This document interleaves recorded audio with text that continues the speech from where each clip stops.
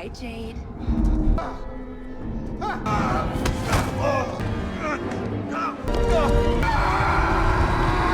The episode opens with Donna, Ellis, Patty, and Roger standing near the lake, staring at a strange object floating on the surface. Patty nervously wonders if they've just discovered a pile of bodies. Wanting answers immediately, Donna orders everyone to help pull the massive object toward shore. While Donna, Ellis, and Patty struggle with a heavy rope, Roger barely helps and mostly watches from the side. Not long after, the story shifts to Tabitha and Ethan quietly burying a dead bird they recently found. As Ethan lays it to rest, he wishes the mysterious lake they discovered earlier could simply be the harmless lake of tears from his imagination instead of something far more unsettling. Elsewhere, Jade waits inside the post office for the mushrooms he consumed to finally take effect. Before long, terrifying visions begin creeping in as he suddenly sees spiders crawling around him. Panicking, Jade quickly calls for Boyd. Boyd manages to calm him down and explains that the spiders aren't real, helping him stay grounded during the hallucinations. Realizing the trip may reveal important clues, Jade asks Boyd to act as his guide and help him separate reality from illusion. Convinced that sitting around won't unlock the secrets tied to his past memories, the two decide to head into the woods searching for answers. Meanwhile at the clinic, Christy and Marielle work together to treat Sophia's injured wrist.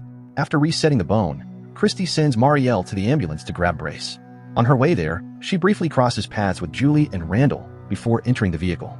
But the moment she begins searching through the cabinets, something horrifying happens. Chains with cuffs suddenly appear and trap her inside the ambulance while disturbing screams echo through the radio, leaving her completely terrified.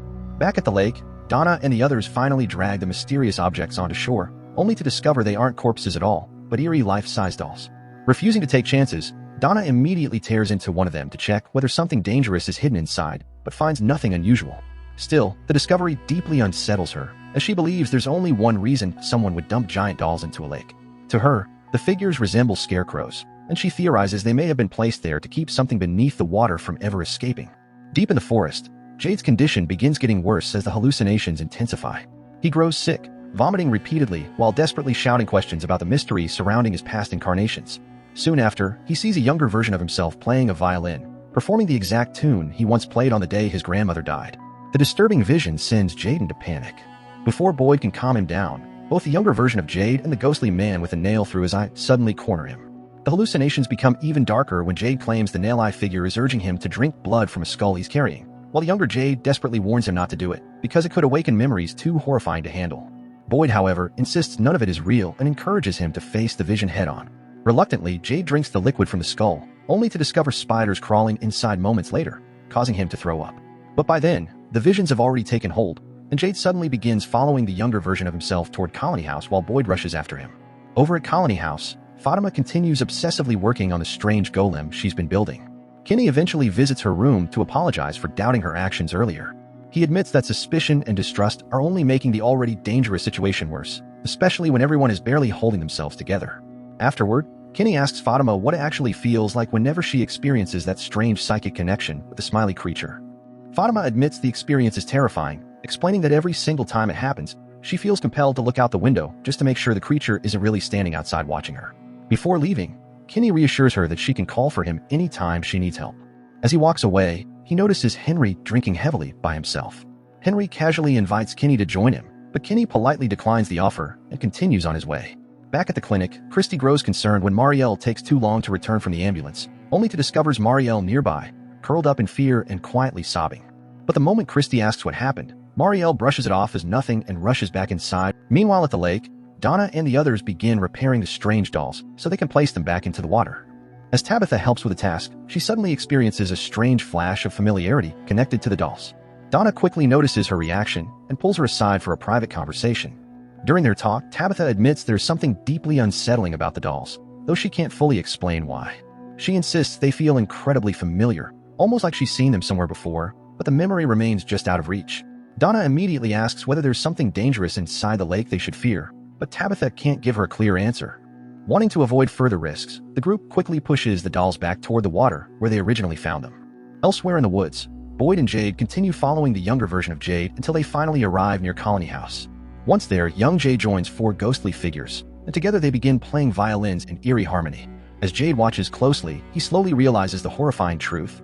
Every one of those figures is another version of himself from past incarnations. Young Jade reminds him that he warned him earlier that the answers he seeks would come wrapped in painful truths.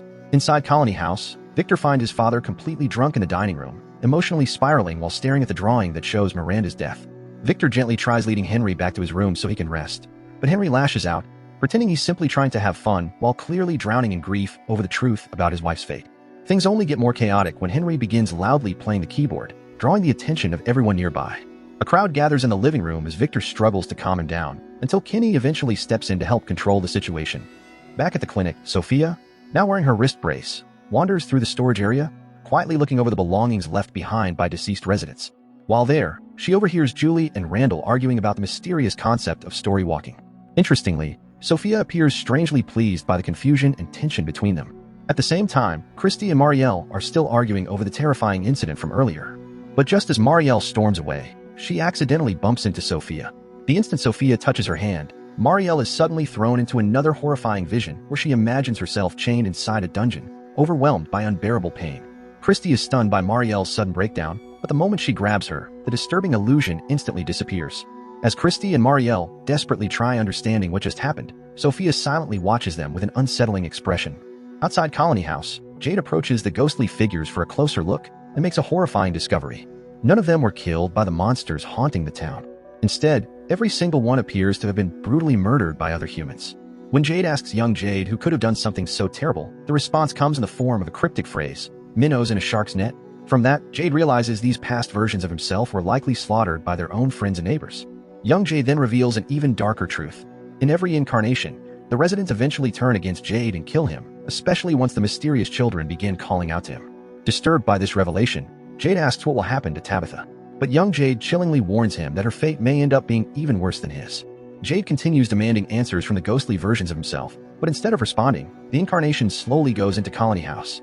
Refusing to let them vanish without explanation, Jade rushes inside after them. However, the moment he enters, reality seems to shift around him, and he suddenly finds himself inside a storage shed instead.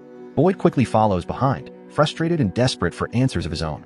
Rather than explaining what's happening, Jade becomes fixated on a massive pile of luggage stacked inside the room. He urges Boyd to help him tear everything apart, convinced something important is hidden beneath it. After moving the mountain of bags aside, the two uncover a mysterious hidden door. Meanwhile, back at the clinic, Christy encourages Marielle to finally open up about the terrifying vision she's been experiencing throughout the day. Marielle explains that every time the episodes begin, she feels trapped inside a dungeon where she experiences the agony of every single person who died there. According to her, escaping those sensations feels nearly impossible once they take hold. Just then, Sophia calmly claims that Marielle's suffering means she's a prophet chosen by God to feel the pain of others. The explanation sounds completely absurd to Marielle, who clearly wants nothing to do with the conversation and immediately walks away. Later that night, Donna and the others stay hidden inside a secured shelter, hoping to survive until morning and avoid the creatures that roam after dark. But their uneasy silence is suddenly interrupted by a strange sound echoing from outside. The moment Tabitha hears it, panic instantly spreads across her face.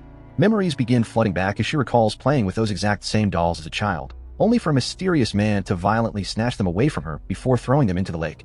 Terrified by the realization, Tabitha urgently tells everyone they need to leave immediately because the place is no longer safe.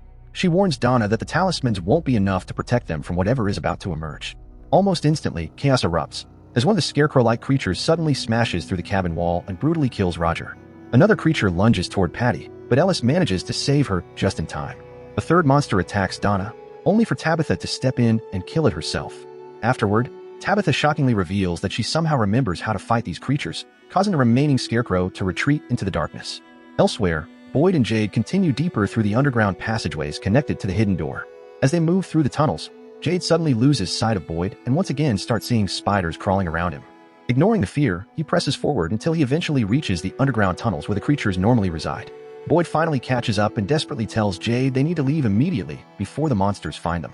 But Jade refuses to listen. Instead, he continues chasing the younger version of himself until he arrives at the mysterious clearing where the Smiley creature was once born. This time, however, the area looks different. A grave now sits in the center, surrounded by rocks arranged in a circle. Before Jade can fully process what he's seeing, the creatures suddenly appear around him.